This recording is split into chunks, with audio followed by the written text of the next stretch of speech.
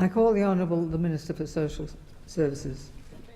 Defence, Madam I beg your pardon. Defence. Thank you, Madam Speaker. Today is a day of reflection, a day to remember.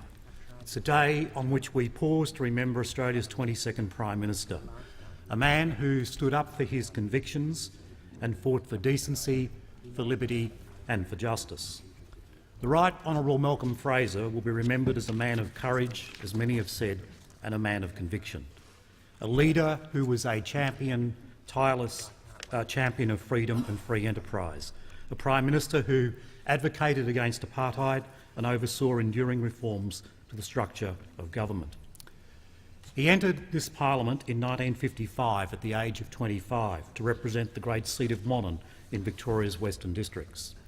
Indeed, there's a story that when Malcolm Fraser had been here, a story that's perhaps apocryphal, been here for almost a decade, he went to see Prime Minister Menzies, lamenting the fact that he was languishing on the backbench after almost a decade, to which Menzies apparently replied that he should stay here rather than go back to Wannon and continue farming. And indeed, the next year, in 1966, Fraser was appointed to the ministry as Minister for the Army, and then in 1969 was appointed to Cabinet as the Minister for Defence. It was in this role as Minister for Defence that he established the Tang Review of Defence that led to the modernisation of the structure of the ADF and the Defence Force and the Defence Department in Australia. And despite the fact that Fraser had resigned by the time that that report was given, indeed it was given to and implemented by the subsequent government, it was an initiative of his which has had lasting consequences in this country. During his life, Malcolm Fraser was a beacon of all that is good about our great democracy. His achievements in office were conspicuous. His stewardship of the nation was a commendal.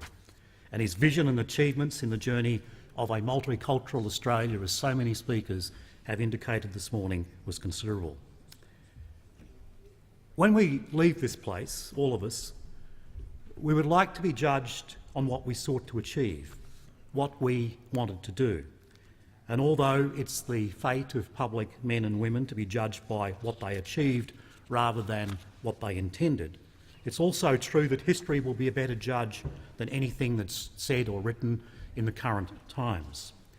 Public figures should be judged against the issues and the challenges they faced at the time, according to the circumstances, the mores and the expectations of their era, not against contemporary, often subjective standards of a different era. And it's against this mark that we should look at the life of Malcolm Fraser, because there will be plenty of commentaries in coming days that claim much for and against him, many of which will reflect a desire to claim him for one modern cause or another without the scrutiny that history demands. Nonetheless, Fraser remains an enigmatic figure.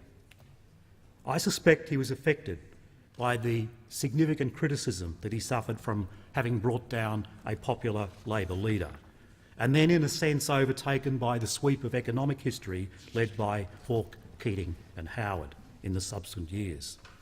Regarded favourably and unfavourably from time to time and by all sides of politics as ideological, Fraser will remain that enigmatic figure, a man, though, who in his own mind was always on the side of rightfulness and justice, and which history can treat as being appropriate.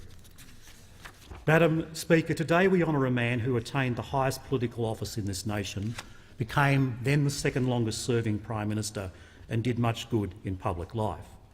The judgment of history about motivations, intents and influences is beyond today's discussion.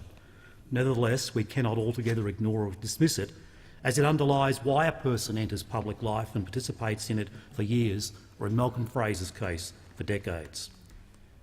Every person who has become and will become Prime Minister is a complex knot of competing interests, desires and ambitions. In seeking to understand this, we shed some light on the significant role of national leadership, which will respond to the issues before it and should be judged, as I said, according to the challenges and circumstances of that time. By the time I stood for pre-selection in 1991, things in some senses had moved on. The Fraser years were seen by many, rightfully or wrongly, as an era of economic promise that had been wasted. I recall going to see Mr Fraser a few months after I was elected, and there was already a sense of a man who, in some respects, was at odds with his party, who pined, I think, for a different, earlier economic order, and who had trouble supporting some of the changes that occurred even in a relatively short period of time. Nonetheless, he gave me one piece of advice that I've always recalled, and that was always stand up for what you believe in.